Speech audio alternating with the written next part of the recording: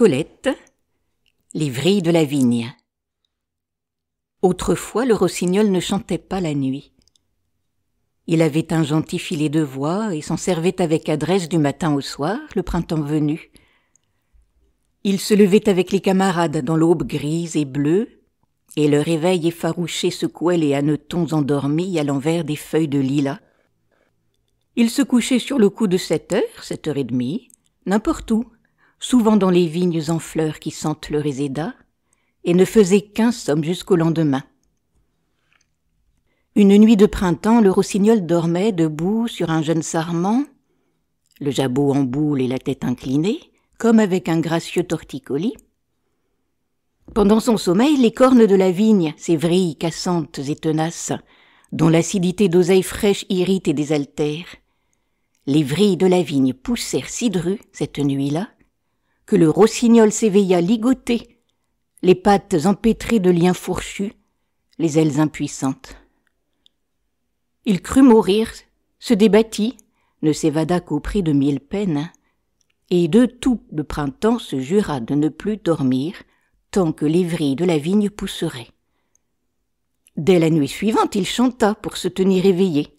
« Tant que la vigne pousse, pousse, pousse, je ne dormirai plus.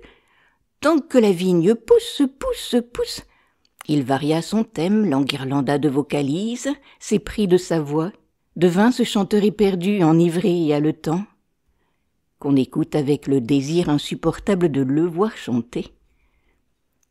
J'ai vu chanter un rossignol sous la lune, un rossignol libre, qui ne se savait pas épier. Il s'interrompt parfois, le col penché, comme pour écouter en lui le prolongement d'une note éteinte. Puis il reprend de toute sa force, gonflé, la gorge renversée, avec un air d'amoureux désespoir. Il chante pour chanter, il chante de si belles choses qu'il ne sait plus ce qu'elles veulent dire. Mais moi, j'entends encore à travers les notes d'or les sons de flûte graves, les trilles tremblés et cristallins, les cris purs et vigoureux.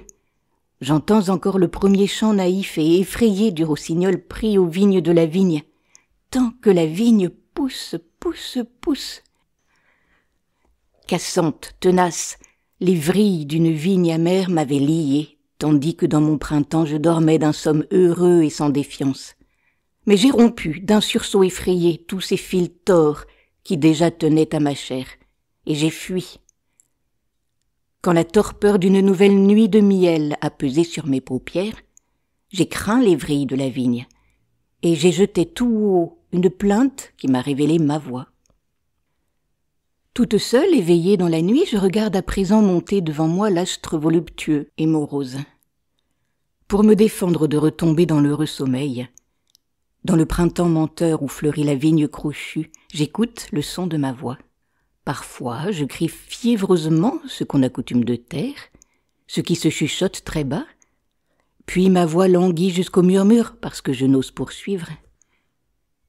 Je voudrais dire tout ce que je sais, tout ce que je pense, tout ce que je devine, tout ce qui m'enchante et me blesse et m'étonne. Mais il y a toujours vers l'aube de cette nuit sonore une sage main fraîche qui se pose sur ma bouche, et mon cri qui s'exaltait redescend au verbiage modéré, à la volubilité de l'enfant qui parle haut pour se rassurer et s'étourdir. Je ne connais plus le somme heureux, mais je ne crains plus les vrilles de la vigne. J'espère que cet audio vous a plu. Vous pouvez retrouver Histoire et Poésie sur ma chaîne Entendre lire.